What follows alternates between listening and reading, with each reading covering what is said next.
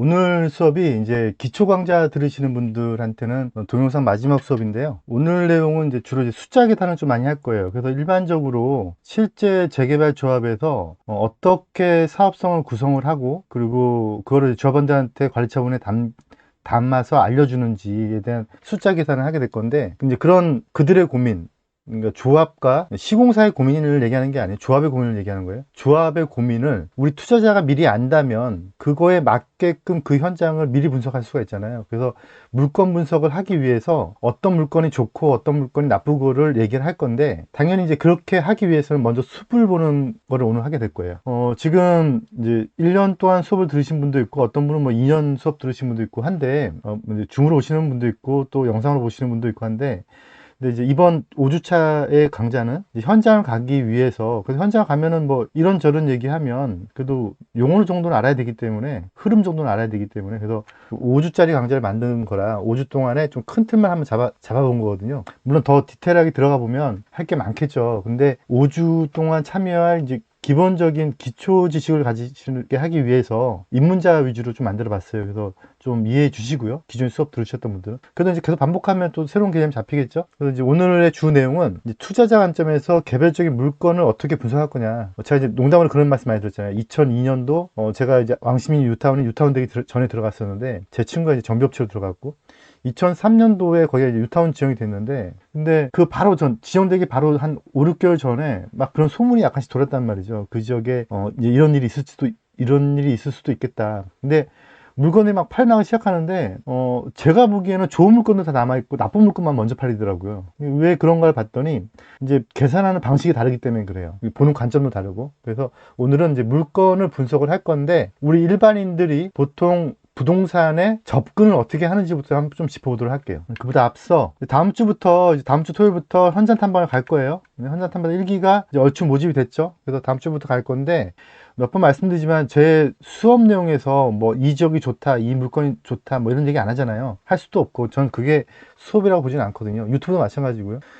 그런데 이제 아무리 그래도 이제 이론을 접목을 해서 현장을 계산해 볼 필요는 있겠죠. 현장 탐방의 목적은 실제 물건을 보고, 또는 실제 현장을 보고, 이 지역이 구역이 만약에 이렇게 그려졌는데, 제가 보기에는, 우리가 보기에는 이렇게 그려진 게 맞겠네, 뭐 이럴 수도 있고요.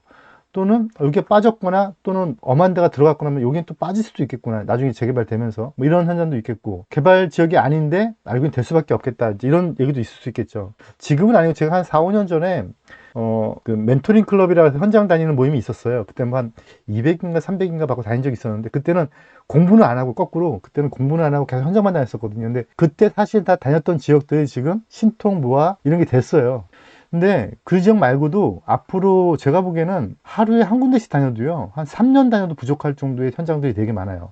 그렇게나 많다고 생각이 드시겠지만, 제가 보기에는 서울 시내만 해도요, 제가 최소한 1000군데 넘을 거예요. 그런 지역들 중에서 아직 이슈화가 안 됐지만 될 것 같은 느낌 있는 지역들, 이제 이런 지역은 공개를 해버리면 우르르 가서 또 막 지분 쪽 얘기하고 막 그럴 거잖아요. 그래서 이제 그렇지 않은 지역들을 조심스럽게 우리가 다녀보고, 거기에 현장에 물건들이 있다면, 뭐 물건이 있는 이유가 안 팔리는 게 있겠죠. 안 팔리는 이유들. 그런데 우리가 보기에는 이건 팔릴 것 같다, 뭐 이런 물건도 있을 수 있고. 그런데 위주로 해서 아직 이슈화가 안 된 지역들, 곧 이슈화가 될 가능성이 있어 보인다는 지역들부터 다녀보도록 할게요. 오늘로서 이제 5주차 기본 수업은 끝나는데, 기본 이론은 끝나는데, 물론 더 많은 내용이 있겠지만, 그래도 이제 현장을 다니시기 전에는 꼭 기본 이론은 다 듣고 와주셨으면 좋겠어요. 그래야지만 이게 이러하니까 이런 지역이 좋다, 이러하니까 나쁘다 하는 얘기를 할 수가 있겠죠.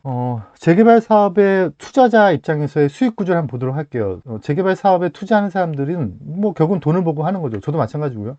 돈을 안 보고 우리가 무슨 학위를 따려고 하는 건 아니니까. 근데 돈을 버는 구조가 결국은 이런 거죠. 시세가 낮아서 내가 들어갔다가 높아지면 이제 가격이 좋아지는 걸 살 거냐, 아니면 그런 뭐 진짜 운에 맡기는 그런 투자가 아니고, 이분 개발이 될 곳인데 개발이 안 되고 있다, 그럼 개발이익이 얼마구나, 이걸 보고 살 거냐인데, 제가 주장하는 바는 개발이익을 어떻게 계산할 거냐이죠. 하지만 그래도 시세 차익도 중요해요. 근데 이제 대부분 사람들은 다 이제 왼쪽 이 시세 차익만 본다는 거죠. 이게 좋다 나쁘다의 문제가 아니고, 올바르게 보이진 않아요. 시세 차익 투자는 결국은 뭐 남들이 모를 때, 근데 요즘처럼 유튜브나 네이버나 뭐 이런 게 잘 돼 있으니까 남들이 모를 때나 모르는 지역을 찾기는 쉽지 않죠. 그래서 이제 좀 이런 투자는 좀 이제는 지양해야 될 거라고 저는 보고 있어요. 근데 이제 이런 것도 괜찮죠.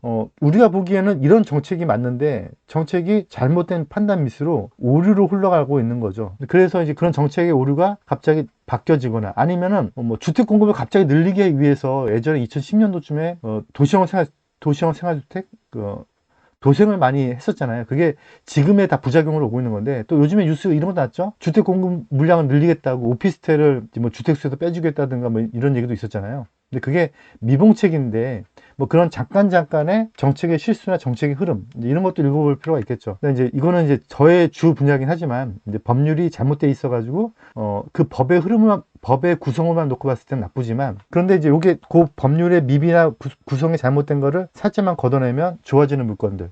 근데 사실 이건 공부 양에 비해서 돈이 그렇게 크게 되지는 않아요. MPL 같은 경우는 돈이 되긴 하는데, 그래서 남들이 다 모두 알게 되거나 요즘 지식이 너무 워낙에 핸드폰 다 가지고 다니시니까 남들이 다 아는 지역들이 다 많죠. 그래서 이제 남들이 모르는 지역을 찾기는 사실 좀 어려워요. 그래서 그런 노력들을 해볼 필요는 있지만 좀 옛날보다는 좀 줄었다. 그 정책적 오류는 역작용도 있죠. 그리고 법이 저한테 유리하게 바뀌면 좋겠지만 불리하게도 바뀌니까, 그것도 거꾸로 얘기하면 저는 이거 안전하다고 생각해서 샀는데 불안정하게 올 수 있는 거죠. 지난번에 설명드렸던 법제처 유권 해석은 된다고 했는데 대법원 판사님이 안 된다고 하는 그런 사례도 있었으니까요. 그래서 이제 이런 것들만 믿고 하기에는 우리 좀 너무 불안하다. 이것만 믿기에는 잘못하면 폭탄을 잡을 수도 있다. 그래서 공부를 많이 하고 현장을 많이 다녀야 되는 거죠. 그래서 이제 제가 추구하는 방향은 이제 개발 이익 쪽에 계산하고 들어가자는 거죠. 적어도 개발 이익이 있는 지역에 들어가면 경기가 나빠져도요, 그렇게 크게 다치지 않아요. 그리고 경기가 좋아졌을 때는요, 먼저 부각이 돼요. 근데 단순하게 시세 차이만 놓고 들어가면, 그러면 그게 없어졌을 때는요, 크게 망가져요. 어떤 분이 그런 말씀 하시더라고요. 한 7, 8년 전에 한참 막 경기가 막 좋을 때 경기도 모 지역에 들어갔어요. 그래서 제가 거기는 왜 들어가십니까? 라고 했더니, 저는 여기에 거주하거나 제가 살 의향이 없어요. 제가 리브할 의향이 없어요. 그냥 가격 오르면 팔려고요.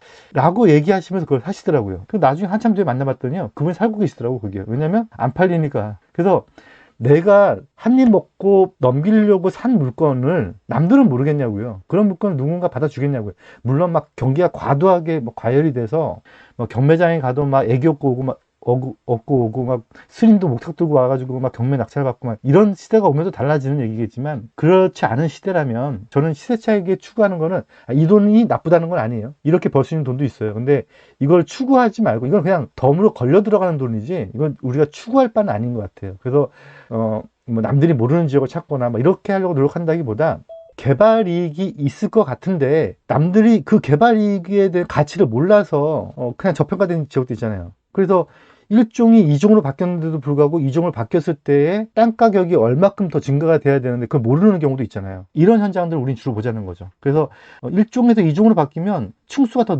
늘어나면 그만큼 사업성이 좋아지고 조합원의 분담금이 줄어들거든요. 조합원의 분담금이 줄어드는 것만큼 그게 다시 거꾸로 우리 시세 차익이 되거나 또는 투자 수익이 되는 건데, 그걸 이제 계산을 못해서, 일반 사람들이 계산을 못해서 그런 지역을 우리가 찾자는 거예요. 그래서 개발 이익이 생기는 경우를 좀 보면 가치 판단에 대한 전문성이 없기 때문이라는 거죠. 그래서 지금 우리가 그렇게 오랫동안 막 길게 1년, 2년 공부하는 이유도, 전 지금도 어떻게 보면 공부를 하고 있는 거죠. 이런 개발 가치 판단에 대한 전문성을 좀 더 갖겠다는 거죠. 이걸 알아야 남들이 모르는 돈의 값어치를 찾을 수 있으니까.